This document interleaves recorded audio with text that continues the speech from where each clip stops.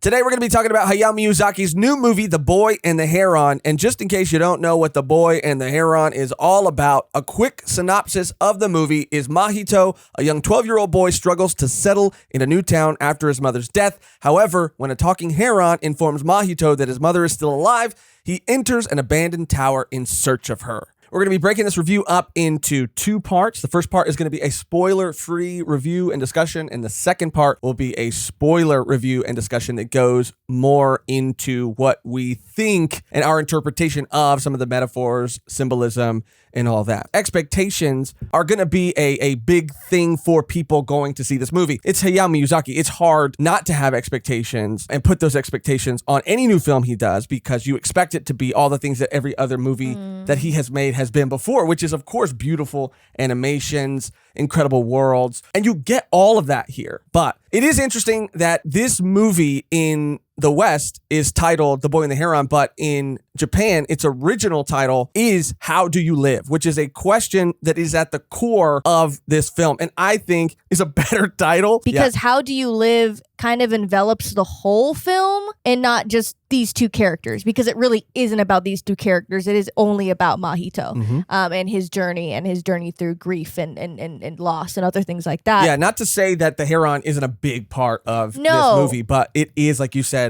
a story about Mahito. All of our expectations in terms of creating insanely beautiful worlds that can only come out of the mind of Miyazaki, they exist here, and he is playing to that strength 100%.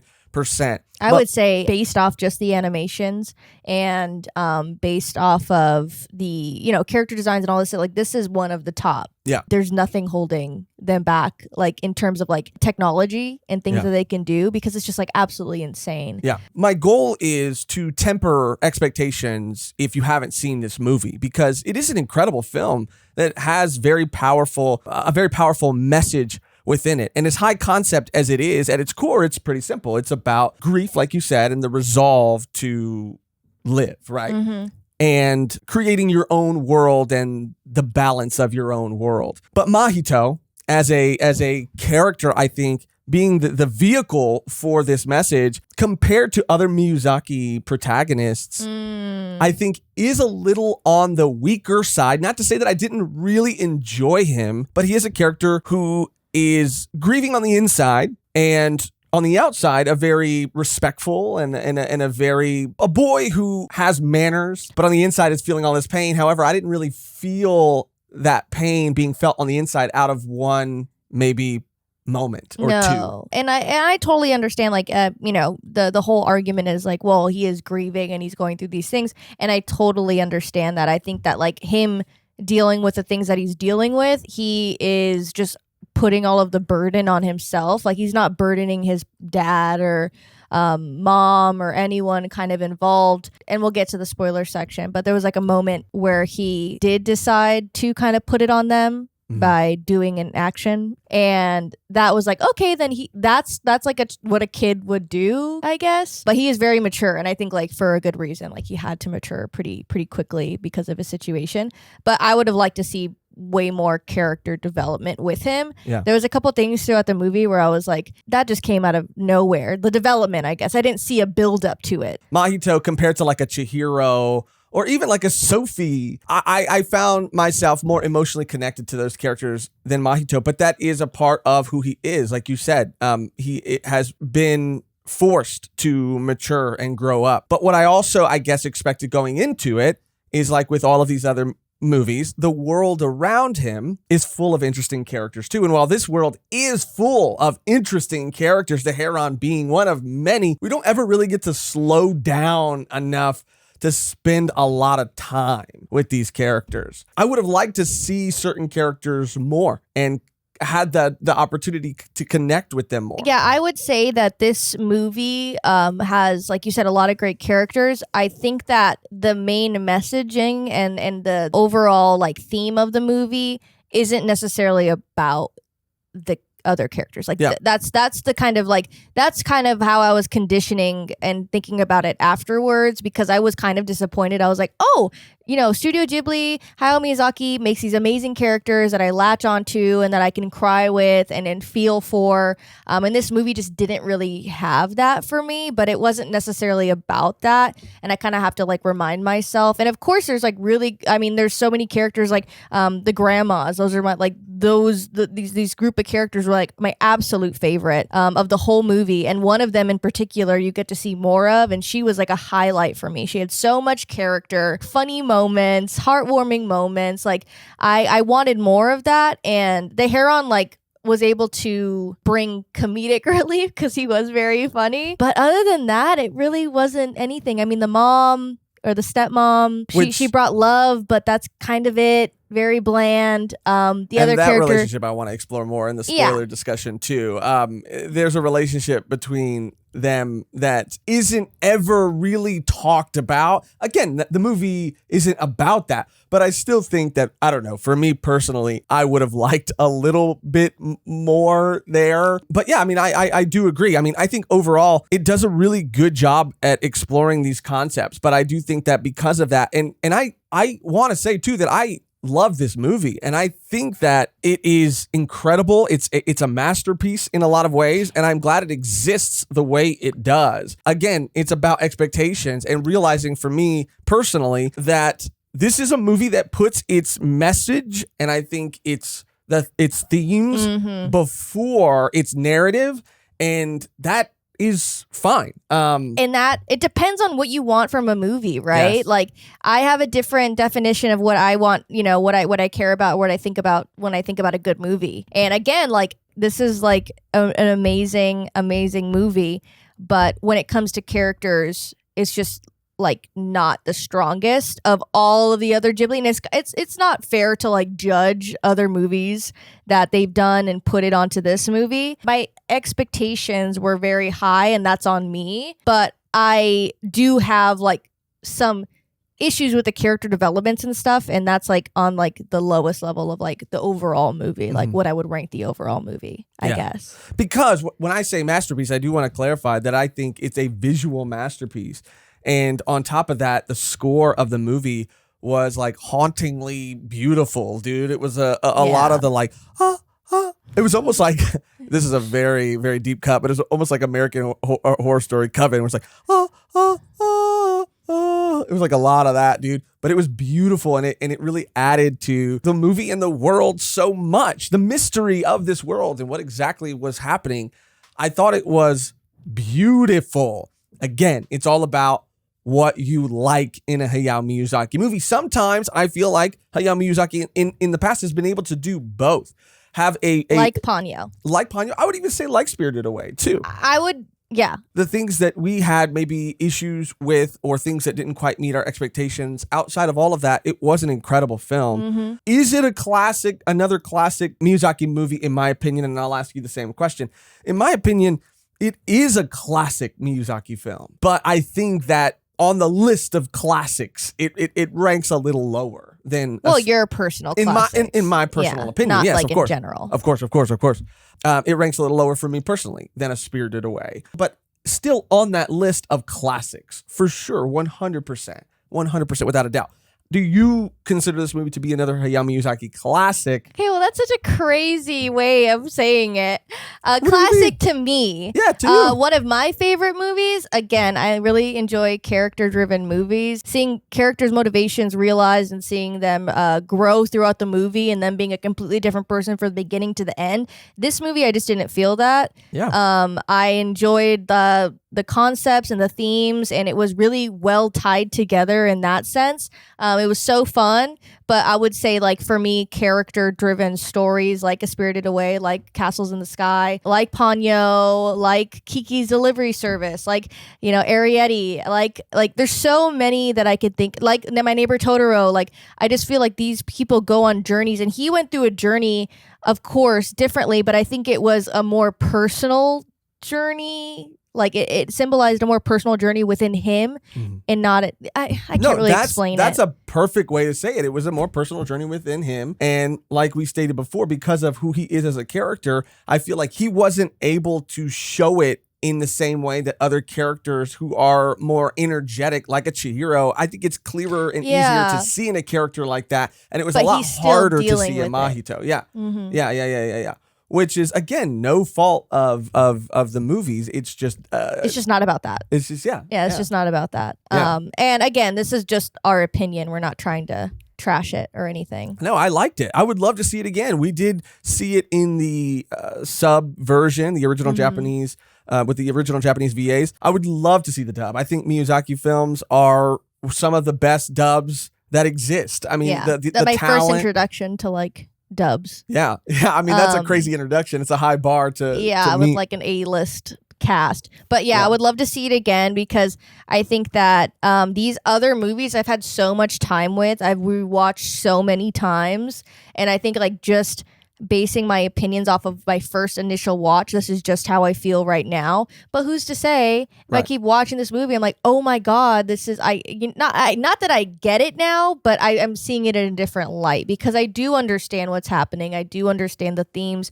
It's just, again, the characters for me were not as strong as a typical, for my opinion, Hayao Miyazaki movie, because I was really expecting to feel for this character. I mean, I did, and I thought I was going to, and we can get into the spoiler territory unless you have anything else to I just add want or say. That it sounds like to me what you're saying, and I agree, is that Hayao Miyazaki movies are like albums. The first time I listened to an album, I kind of, I don't know, I always kind of have a stronger opinion about it that sways like towards me not being as satisfied. And then over time, the more I keep listening to it, I fall in love with it. Yeah. And I do think that, this is our first experience with it, and there's so much to love. And especially if you love Hayao Miyazaki movies, this is a movie that you need to see. And I think you need to see it in theaters, IMAX if you can, because I think, again, that's what these movies do so well is creating these visually stunning worlds that can be fully appreciated on a screen that big. But if for any reason you walk out of it also feeling similarly to the way we feel, or feel differently, like Mehgan was saying, it doesn't mean that like somebody doesn't understand what the movie is about. It is just about them liking different things about stories. And that's the beautiful thing about stories, is that they're all different. Yes. But yeah, now we can move on to our spoiler discussion. Spoiler. And I actually kind of have a lot to say. I have a lot to say too. You go first. Again, I guess we didn't really talk about necessarily too much about the themes of the overall movie. Like, now I want to get into it. Like, it's pretty much like we said, like, How Do You Live is such a perfect title, because it's dealing with like life and death and the reality of losing someone and the reality of grief and how it can be ever changing. And like, I think that like that symbolizes the world, because we see it in the beginning with the little sprite baby. Yeah. Guys, the Wada Wadas or something like that. Yeah. And we see them be born. And because of how the world works, there's like pelicans start eating them, and not all of them are eaten, but a lot of them are eaten, and it's because they're not supposed to be there. And I don't think he's supposed to be there. I think he's supposed to like deal with his stuff, and deal with his grief, and just deal, I guess, in the way that you can, not escape your reality. Yeah. That's how I took it. Yeah, I mean, I interpreted it similarly. I mean, I think with the grand or the great grand uncle.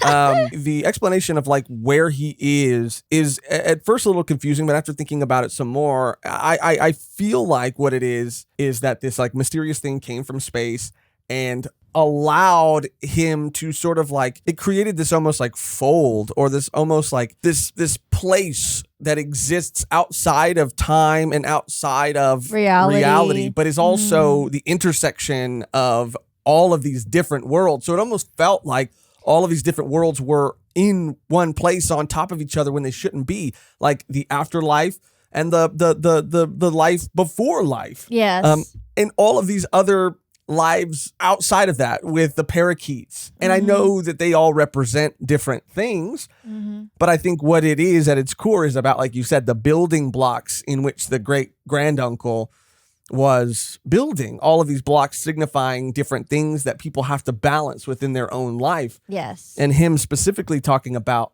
balancing them and building them however you want to, him with malice, which is what, Mahito realizes the first time, but it being important to build them without malice, Yeah. And you can, I liked how you can feel these things, but you can't live your life just mad. You're allowed to feel anger. We saw with him hitting the rock on his head. Yes. It happened. And that was a sign, I think, for obviously he doesn't want to go to school, but also he wants the attention of his father, and he wants to be in that space, I guess, with his dad, but his dad's always busy. And I did like the ending when it came to his decision overall to not choose to be the successor of the planet or whatever it is. Universe. Yeah, this universe. World, or this world outside of the universe. Yeah, because his great grand uncle, he had a choice too. He didn't have to stay there. He wanted to stay there. So he's been there for a long time. So he wanted to escape his reality. He didn't want to be a part of the other world that, like he said, he has murder and stealing and all these bad things. Why would you want to go back there?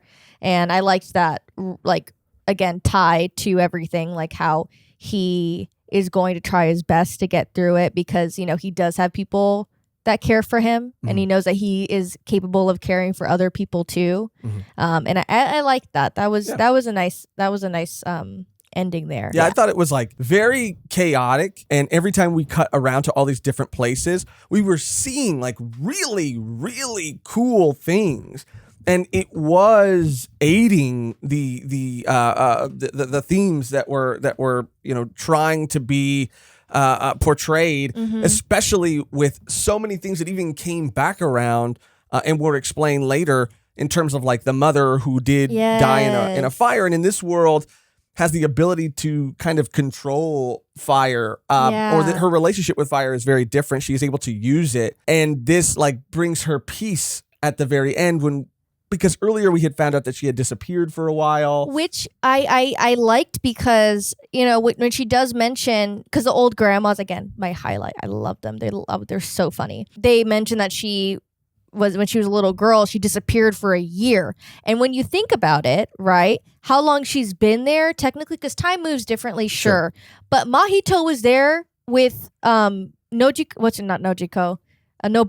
No. That Mahito is a character from JJK. I know. I'm trying to think of her name. His mom, his stepmom. Right. They were there for max a day because it wasn't a year. So think about how long the mom was because again, they're both grieving, right? Because she says, oh, I don't have a mom too. I lost my mom too. So I think they're both in the same boat in this point in time. But it took her longer to deal with her grief and get over it because she was escaping everything for a total of a year, which is kind of crazy. But I think that them meeting up, it was meant to be. It was destiny, her having the power of flames and that tying into her fate and everything.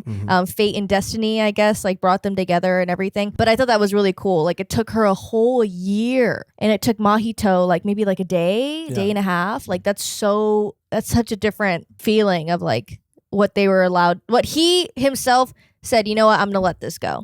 I'm gonna let it go, not let it go, but you know what I mean, deal with what I'm feeling instead of just pushing it away. The one thing that I wish, and I get it, the movie's not about that. I understand. Different times, different cultures, I get it. But this man's father remarried the sister of his dead wife, and I just wanted a little bit of explanation there, dude. Because it wasn't the father was painted to be wrong for that. He wasn't, because again, it's not about that, but it was just such a specific choice. And I guess because there was this connection, like we spoke about when we left the movie about bloodlines and their bloodline being the only ones that could hear these voices. So I guess it made sense narratively, but yeah. But it wasn't about that. And it's just so funny. You have to accept your mom. So accept her as your mom. It's if that was the case now, no, I don't want to. Exactly. And I'm going to be allowed to be upset. Yeah. Because yeah, she's pregnant with, and that's been he's going to be an uncle, cousin, or a cousin brother. Yeah. And when he got there, he was already seen her, and he already put a bun in the oven. He wasted no time with that shit. Well, they said 4 years had passed, so even if it was like, but that was like his first time like seeing her again, correct? Mahito, when they moved, Mahito, but not his dad. His dad had been going off to work, and I'm sure like dating her on the side. You know what I'm saying? That's crazy. They were like grieving at the funeral, and it's like, hey. Insane. Yeah, he has no shame. He has no shame in his game, and like the fact that they look exactly alike. I was like, stop this madness. And it was so just thrown away. Yeah, like it was just so thrown. Yeah, it was like, oh, my sister, and it was like, your sister. Yeah. And like I don't even know that Mahito knew that. Like he was like, wait, your sister? What do you mean? He's like, oh yeah, my little sister, like whatever the age is, and like, yeah. Excuse me? It's such a small thing, but I mean, it's startling for us. I think obviously in current times. I mean, back in the day, I mean, it wasn't that long ago, but it's still like, damn, I guess the next one in line, you know? Yeah, it was just funny to me because it was never, ever, ever mentioned. It seemed like you said it was set up for like a moment of drama at first, and then never, because the first time she drops that sort of like line, because you're starting to put it together, and then she says something that solidifies it, and it's like, it's kind of like, feels a bit shocking, yeah. And then it doesn't really go anywhere after that. We're like, interesting. And then he sort of like quickly accepts her as his new mother. Exactly. But it's also because, you know, outside of time, this world existing outside of time, his mother kind of gave, like, a kind of approved of it all. Although, but at this point, he didn't know that it was his mom. I mean, we knew as the audience, but I don't think he knew in that moment until like much later. But he was calling her mom. And I get it. He doesn't want her to like die just like his mom did. So he's like really latching on to her because like she did give him kindness, and she was able to like love him as her own when we did see them together. But it was so far and few, like in between, like the grandmas were more there for her than she was because she had morning sickness and stuff. Like not saying that like that's bad, but I could see if he was like a complete asshole to her, you know, if he was like just like a crazy kid that's like, you're not my mom, I don't give a shit about you, don't like leave me alone. And then once he wants to go save her, he sees her in this state, and he's like, oh my god, like I'm so sorry I treated you like shit, you're my mom, you're my new mom now. Mahito just seemed very indifferent to everything. Because he was so polite. There's a scene where he's eating with all the grandmas, who were a highlight for me too, and they're commenting on the fact that he's not really enjoying what he's eating, and he says, yeah, it's bad. It's like really bad. I don't like it. But he's not like, he still finishes. He still cleans his plate. Yeah. He still gets up respectfully and puts it away. He's not like saying like, yeah, it's just fucking shit. And he's like, not, you know what I mean? Yeah. So it made it hard for a character like that to really, like, where do you go from there? Because he kind of felt like in any character arc, you want there to be like this drastic sort of like change.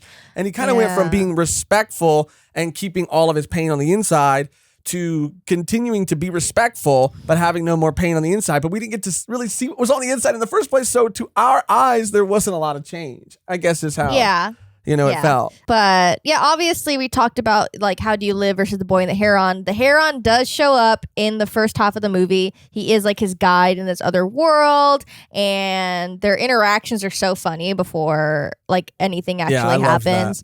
He's trying to like hunt him down. He gets like a feather of his and he puts it on an arrow, and he's like trying to shoot him and stuff. And this isn't like a normal Heron. I think that this is I should have looked it up, but in Japanese folklore, it is like a being, kind of like a kappa. For me, I mean, in what I saw, I mean, there's a lot of, I looked it up in so many different cultures. Herons mean so many drastically different things, which I think is funny. Like one culture, its meaning is something almost the opposite of what the other culture's meaning for it is. But in the movie, we're told that they are tricksters, that they are liars. In some cultures, I looked up, it was good fortune, which is, I think, in Japanese folklore, it was good fortune. In others, it's resolve. But in the movie, again, we're told that he is a trickster and a liar. The herons always lie. Yeah, it's a tengu. Like it falls between a large monstrous bird and is often with a red face or unusual large or long nose. So he did have those characteristics.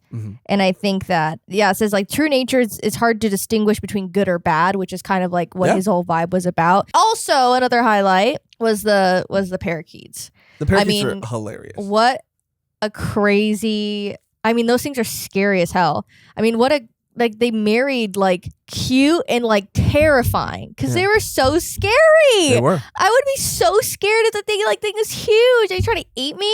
Oh, my God. And they have a little society. They're, like, you know, like, toasting. They're eating. They're carving. They have a... Like, it was absolutely insane. It's interesting, too, because it seems like the way that their world operates, like, they were given access or allowed to, like, evolve extremely fast and develop their own society. But when they do return to the natural world, they sort of revert back to their true parakeet form. But when they see other parakeets in the world that they're in, they say, oh, these are our ancestors. And that's, I think, when they're in that place outside of time. Well, it was like they said that the blacksmith brought them that house and then they grew and evolved and stuff. Because again, you know, birds will nest in these like abandoned buildings, and so it seems like they, you know, this building, it's also stated, exists on the edge of multiple worlds. So again, it's like the intersection for all these worlds. So it sort of like changed the birds who roosted there. And speaking of birds or nested there, whatever. And speaking of birds too, there's a moment with pelicans and these wada wadas, which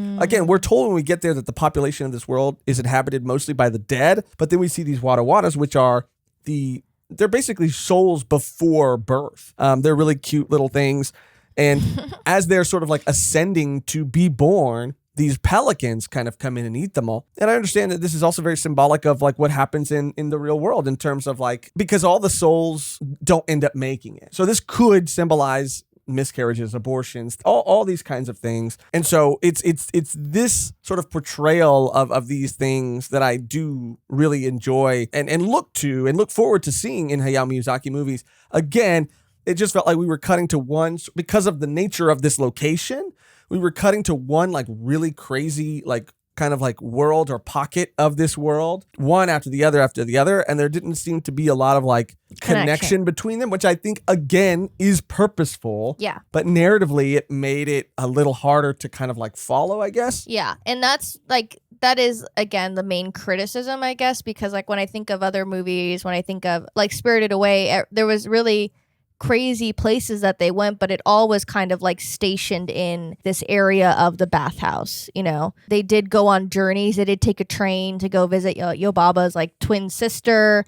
That was a journey, and we got to see other places like that. But it always came back to the main area, which I thought, I mean, it could have been the stone, but then that was introduced kind of randomly. Yeah. And then we were like, oh, okay, it's just the stone that's mad that they're there and it's shocking people. There's just a lot of things that like was thrown at you. And like, again, we've talked about before, we do enjoy movies and films and forms of media that don't have to spoon feed everything to you and don't have to explain everything. You kind of can come to your own understanding of it and you're able to accept things. But in this instance, there's a lot of things that I just wish were explained a little bit more, especially with the great granduncle. Especially with the whole like he's just a god of this world, like he's just like this man who just created his own world. But I guess that's like again symbolic of not dealing with your grief and kind of living in this world that you created that excludes like pain and excludes all of these things. But yeah, I mean, we see the representation of all these things, and life is a chaotic thing.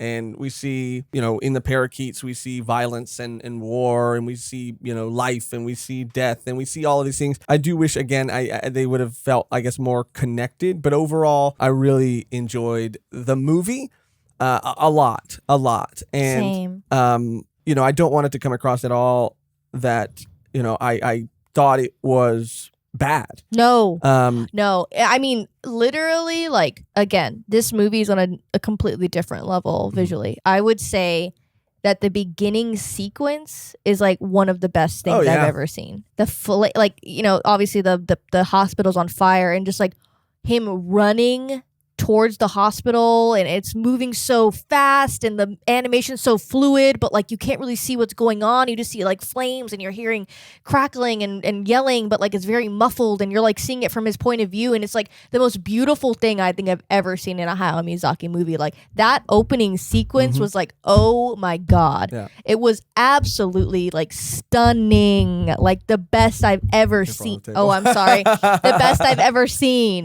Yeah. I mean, there's so many things. There's so many things that were great about this movie. I agree. And so many funny bits, like the Heron and Maito and the whole like, clog with his beak. Like that was so funny. I just wish I got to spend a little more time with the characters, but it wasn't about that. It was about his own personal journey, and I understand that. And I love the grandmas. I want to get figures of them. I love them so much. I want to hang out with them. Overall, I think it just comes down to what you enjoy in a movie, and especially a Hayao Miyazaki movie. If you're a fan of things and themes being explored in a more abstract way over a narrative, through line. Not that there aren't like a lot of like narrative plots throughout this movie. There are. I just think they come second to like everything else. And if you enjoy that type of film and you're a Hayao Miyazaki fan, then you're going to love this movie. I would say if you love Hayao Miyazaki, I mean, it's like a no-brainer to watch it. It's not like, don't watch this movie. No, you're going to want to watch it, and you're going to want to watch it in IMAX because it's stunning. It's stunning. I was, just going to say if you're expecting that narrative, through line to be more at the forefront of the movie, then just temper those expectations and you might end up enjoying the film a lot more. Yeah, like think of it as How Do You Live? And not The Boy and the Heron. Go in Heron. like that, yes. But yeah. Even if you've already seen the movie, which if you're watching the spoiler section, I'm sure you have, think back on it with that title and see if it changes anything for you. And I can't wait to watch the dub. I'm so excited. Same. We obviously watched the sub before the dub because the dub is not out yet in this current timeline when we're recording this, but I definitely want to watch it, and then by the time this comes out, it'll be out. So comment below if you've watched it in the dub. Let us know what you think. From the Let us know what you trailers alone, thought. I know that honestly, the standout for me, I feel like from the trailers has been Robert Pattinson. Rob. And after seeing the movie and what the Heron does in the movie, it makes me so much more excited, and I feel like he's gonna fucking crush it, dude. I can't wait. But that's going to do it on our conversation, our thoughts on The Boy and the Heron. Like Mehgan was saying, let us know your thoughts, feelings on all of it in the comments down below. We really do appreciate it. If you're not subscribed to the channel, please consider subscribing. It really does mean the world and helps us out so much. The only thing left to do now is to get out of here on our outro that is always the same and never changes, which today, Mehgan, is... Mojito. I like it. That's perfect. It has to be that. It has to be that. All right. You have to do it. I will. Okay. Thank you. I'm backing up from the mic so I don't fucking blow everybody's eardrums. Thank you for watching. Thank you for any and all ways that you show your support. And until next time, Mojito! Mojito. It's kind of bad, though. Yours is good. You could have done it. You could have done it. You could have done it.